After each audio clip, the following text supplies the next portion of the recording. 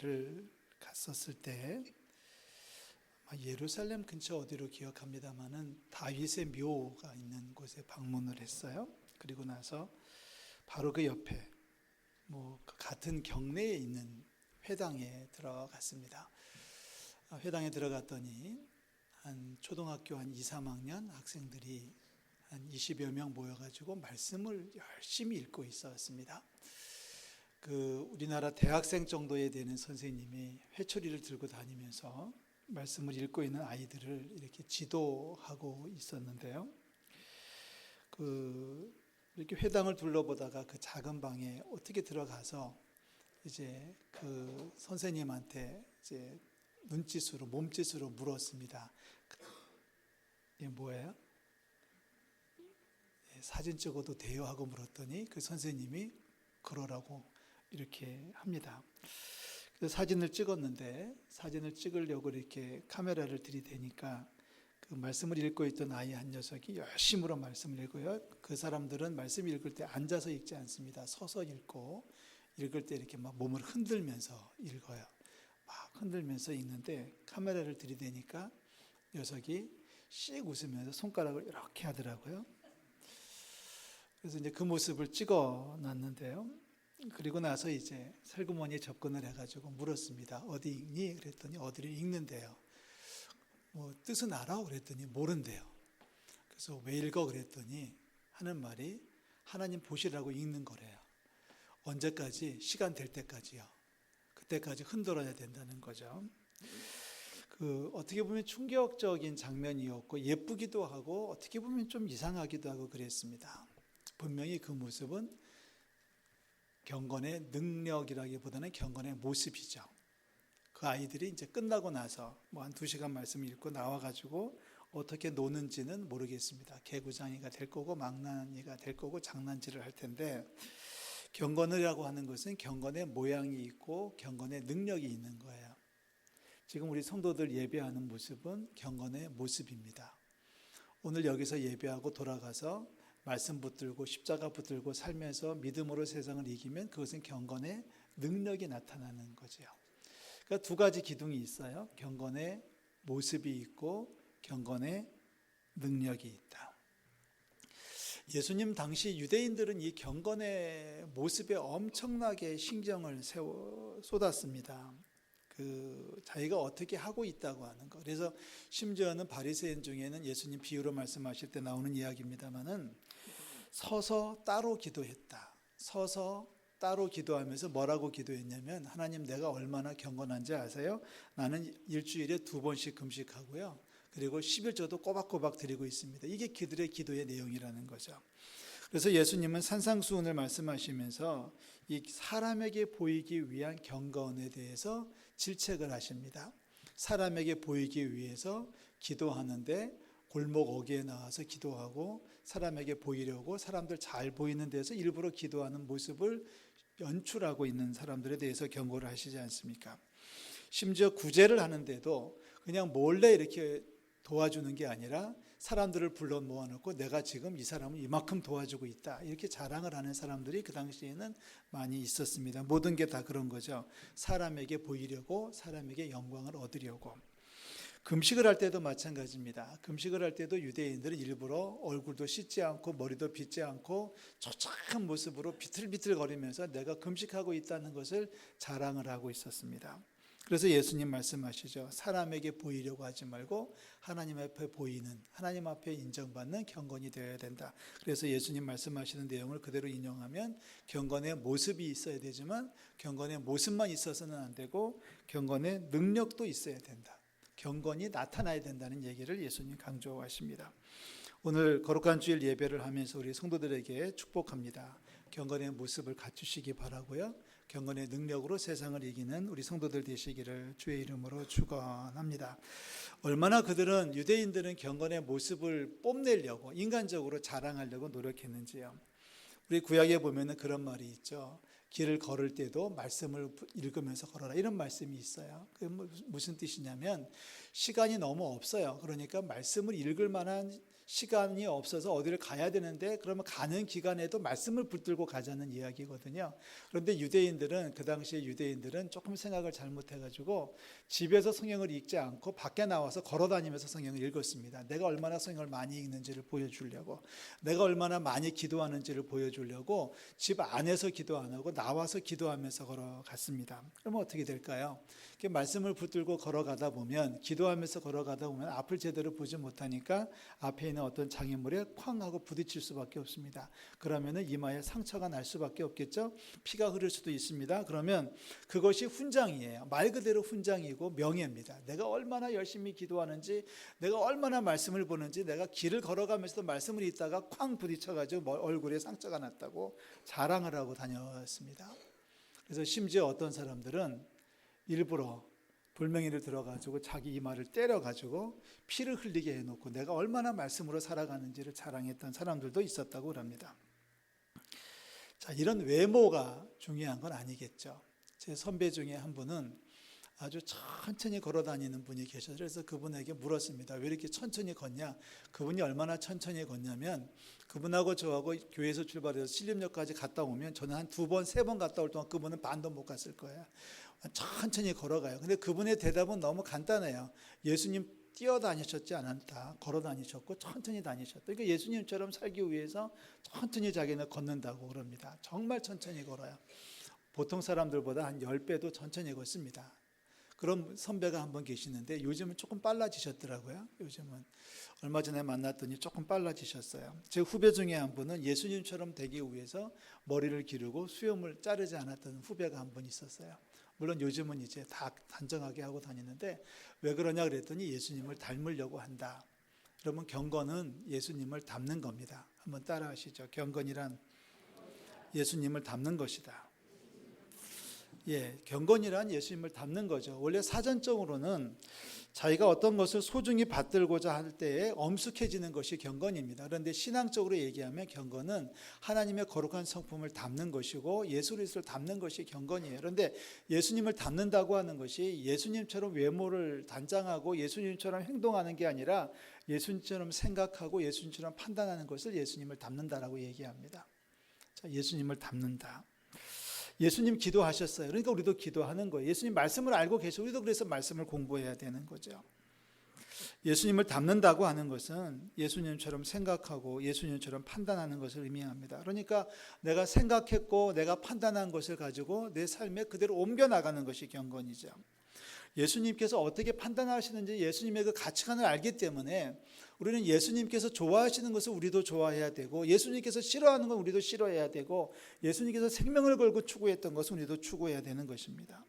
그것을 어디서 발견하냐면 성경을 읽고 성경을 읽었으면 성경 말씀을 통해서 배운 교훈대로 믿음에 굳게 서서 살아가는 것. 그러니까 보통 사람 같으면은 그냥 흘려 넘어갈 수 있는 일이라고 할지라도 우리 그리스도인들은 집중해야 되고 보통 사람들은 집착하는 문제라고 할지라도 우리는 그것을 내려놓을 줄 알아야 되는 것.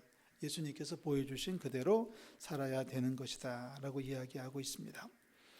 디모데전서 4장 6절에서 사도 바울은 디모데에게 보내는 편지를 쓰면서 경건을 연습하라고 얘기하거든요. 경건에 이르도록 내 자신을 연단하라. 연단, 연습, 훈련 같은 단어입니다. 여러분 경건에 이르도록 여러분 자신을 훈련하시기를 주의 이름으로 부탁을 드립니다. 말씀을 읽고 성경을 공부하고 기도하고 예배하는 것은 사실 훈련입니다. 훈련입니다. 열심히 해서 그것이 내 체질에 들어오도록 큰맘 먹고 기도하는 게 아니라 기도가 내 삶에 아주 체질화되어 있어야 되고요. 아침에 일어나가지고 말씀이 있는 것이 정말 뼈를 깎는 고통이 아니라 자연적으로 말씀을 읽어야 되는 거죠. 그래서 훈련이 필요한 겁니다. 권투시합을 보다가 마지막 끝날 때쯤 되면 해설자가 그런 얘기를 해요. 그래서 감동이 되는데 이제부터는 얼마나 훈련을 했느냐가 관건입니다. 그런 얘기예요. 이제부터는 생각이 안 난다는 거예요. 이제는 막 몸이 먼저 반응하지 지금 뭐 10라운드 이상을 뛰었으면 이제부터는 내가 오른손을 뻗어야 이게 아니라 자기도 모르게 훈련된 대로 움직일 수밖에 없다.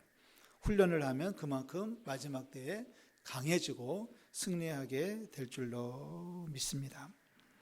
재밌는 얘기 하나 해드릴까요? 저희가 신학교 처음 입학했을 때 경건 훈련을 위해서 기숙사에 입소를 했습니다. 무조건 입소. 학교 담 옆에 살아도 기숙사에 들어와서 살아야 됐습니다. 1학년 중에는. 그러니까 1학년이면 이제 고등학교를 졸업하고 대학에 입학했으니 이게 뭐 아직은 학생이잖아요. 청년도 아니고 청소년이잖아요. 그런데 기숙사 입소를 하면은 새벽에 기도회를 시작해야 됩니다. 참석해야 됩니다. 이게 굉장히 어렵습니다. 새벽 5시, 6시 일어난다는 게 20살짜리 아이로 기준하면 무지하게 힘듭니다. 그런데 그 당시 기숙사는 한 방에 4명이 있었어요. 그래서 침대가 2개 있고 2층 침대고, 그래서 아래층에는 선배가 자고 위층에는 이제 입학생들이 이제 잡니다.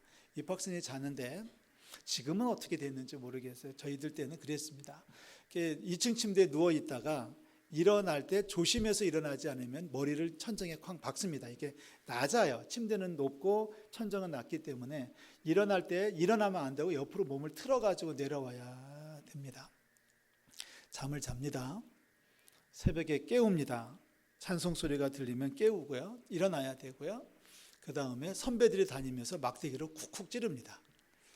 자, 새벽 기도하는 장소에 이름표가 다 붙어 있어가지고 안 나온 학생은 뒤에서 딱 보면 알아요. 그래서 늑다까지 쫓아가가지고 그 침대에 누워있는 신입생들을 깨우고, 또 어떤 친구는 화장실에 가서, 죄송합니다, 화장실에 가서 이렇게 앉아가지고 자고 있을 친구들도 있어요. 아시잖아요. 여러분 다 해보셨잖아요. 화장실에서 잠을 자다가 또 그냥 또 끌려 나오고 뭐 그랬습니다.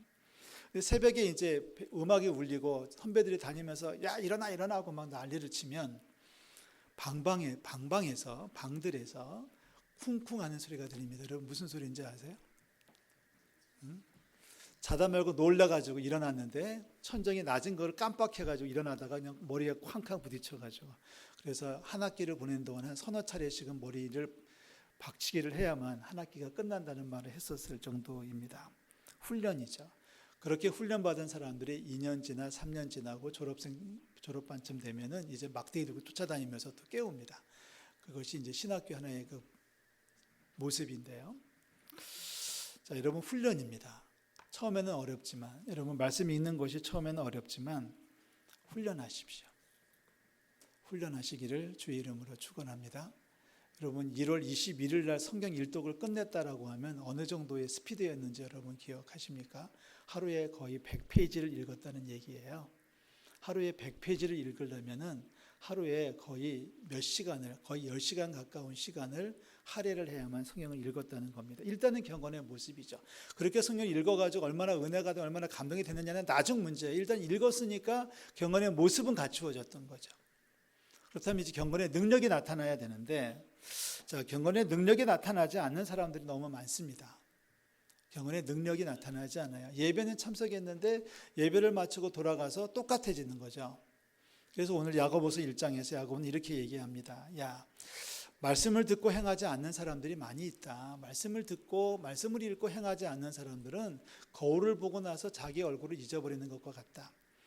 여러분 그 초대교회 당시에 거울은 아주 희귀했습니다.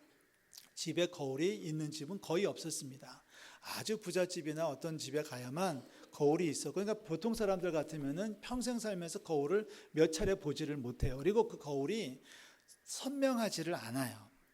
그러니까 거울을 봐도 한참 들여다봐야지 자기 얼굴인지 아닌지를 분별할 수가 있습니다. 그러니까 별로 관심이 없어요. 지금 여러분들 지금까지 오늘 아침 일어나셔서 여기까지 오시는 동안 거울을 참 많이 보셨을 거예요. 몇 번이나 보셨는지 모르겠지만 아마 우리 여자분들은 핸드백 속에 거울을 가지고 다니는데 그런 거울이 아니에요. 그렇게 깨끗한 거울이 아니라 거울을 봐도 잘 누군지 모르니까 아예 거울을 보려고도 안 하고 그냥 거울을 봐도 심드렁해지는 거예요. 그러니까 거울을 보고 나서 내 얼굴이 이렇게 생겼네? 그렇구나 하고서 돌아서면 잊어버린다는 거죠. 말씀을 읽었는데, 말씀을 들었는데, 기도를 했는데 말씀대로 행하지 않는다면은 바로 그런 사람과 똑같다라고 얘기합니다. 거울을 보고 자기 얼굴을 잊어버리는 사람이다. 그러니까 경건하지 않은 거죠. 자, 경건의 능력이 나타나야 되는데 오늘 야고보 사도는 26절과 27절에서 참된 경건의 모습을 구체적으로 제시를 하고 있습니다. 오늘 우리가 한 번쯤은 살펴봐야 될 중요한 이야기들인데요. 26절 말씀을 다 같이 읽습니다. 26절 다 같이요. 누구든지 스스로 경건하다 생각하며 자기 혀를 재갈 물리지 아니하고 자기 마음을 속이면 이 사람의 경건은, 자, 참된 경건의 첫 번째 덕목은 말을 함부로 하지 않는다는 겁니다. 다시 말해서 말을 함부로 하면 아무리 많이 기도하고 그가 아무리 성경을 많이 봤어도 경건의 능력은 없다는 겁니다.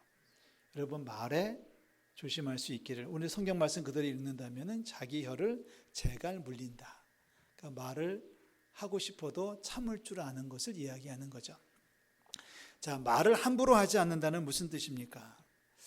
종종 이렇게 말싸움하는 분들을 봐요. 뭐 전철에서도 싸우고 친구 주간에도 싸우고, 엊그제는 이 앞에 그 두 분이 이렇게 산책하다가 두 분이 싸우는데 제가 앞만 봐도 부부 같은데 좋은 마음으로 나왔을 텐데 이제 걸으면서 뭐라고 얘기했다가 이제 그것 때문에 이제 둘이 티격태격 싸워가지고 이제 몰라요. 이혼까지 갔는지는 모르겠지만 하여튼 심하게 싸우는 모습을 봤어요.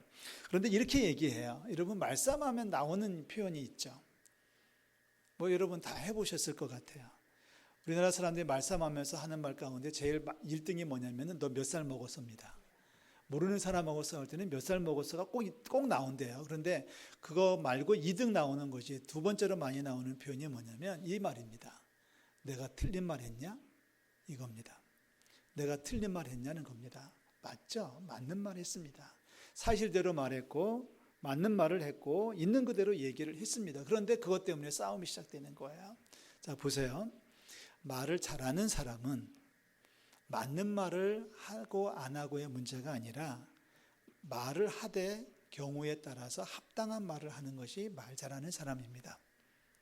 여러분 잘 보십시오. 여기에 그 경건하다고 생각하며 자기 혀를 재갈 물리지 않는다. 자기 혀를 재갈 물린다는 얘기는 뭐냐면 맞는 말을 때와 장소를 가려서 하는 것을 이야기합니다. 맞는 말이에요. 그래, 내가 틀린 말 했냐? 너 말하는 건 맞는 말이야. 그런데 너 지금 이 말 할 때가 아니야. 너 여기서 이렇게 거야. 때와 장소가 틀렸다는 거죠. 아무리 맞는 말이라고 할지라도 그 말하는 때가 틀렸고 장소가 틀리면은 입에 혀에 재갈을 물리라고 오늘 성경은 이야기하고 있습니다. 만약에 맞는 말이라고 해서 함부로 말을 한다면, 그리고 나서 하나님 앞에 나와서 기도한다면 그 기도는 경건이 될 수 없다라고 얘기합니다. 맞는 말을 하시기를 주의 이름으로 축원합니다. 그러니까 말을 조심해야 된다. 걸 얘기하고 있죠. 아무리 맞는 말, 아무리 사실이라고 할지라도 100% 사실이라고 할지라도 그 말을 할 때가 있고 그 말을 해야 될 장소가 있죠. 말을 감추고 기다려야 될 때가 있습니다. 함부로 말한다면 그가 하는 모든 경건의 모습은 능력으로 나타날 수가 없다. 자, 두 번째입니다. 27절에 두 번째 이야기를 하고 있습니다. 하나님 아버지 앞에서 정결하고 더러움이 없는 경건은 하면서 나오는 이야기는 곧 고아와 과부를 그 환난 중에 돌아보는 것이다. 자, 우리가 주님 앞에 나와서 열심히 기도하고 주님 앞에 나와서 열심히 말씀을 보았습니다. 경건의 모습은 갖추었어요. 그런데 돌아가는 길에 누가 공경에 당한 환난을 당한 사람을 보았을 때 못 본 척하고 넘어간다면 그 기도가, 그 예배가, 그의 모든 주 안에서의 봉사가 무슨 소용이 있겠느냐. 지금 우리 야고보는 그렇게 얘기하는 거죠.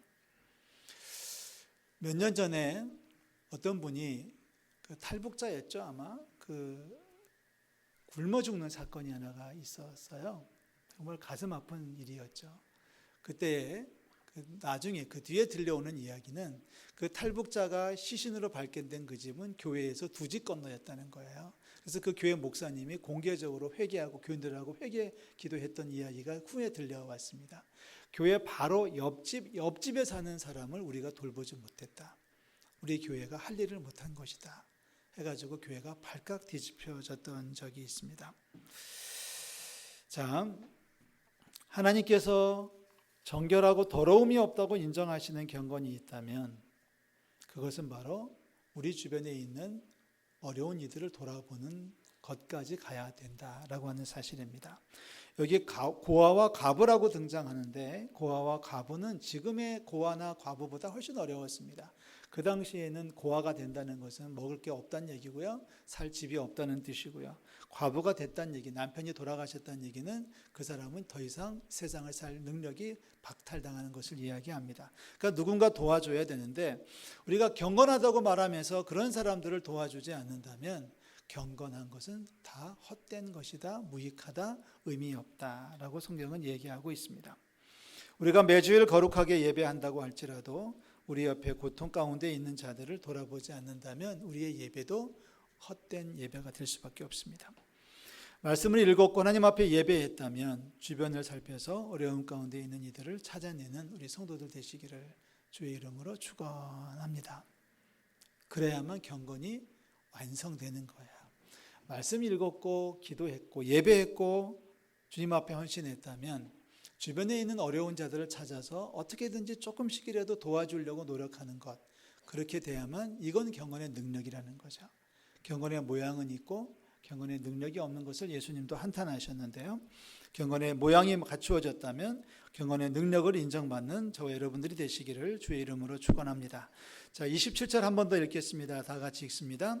하나님 아버지 앞에서 정결하고 더러움이 없는 경건은 곧 고아와 과부를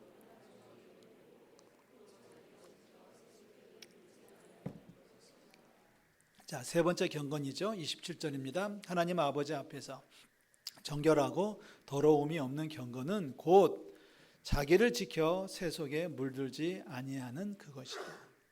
곧 자기를 지켜 세속에 물들지 아니하는 것이 바로 하나님 아버지 앞에서 정결하고 더러움이 없는 경건이다 라고 말씀합니다.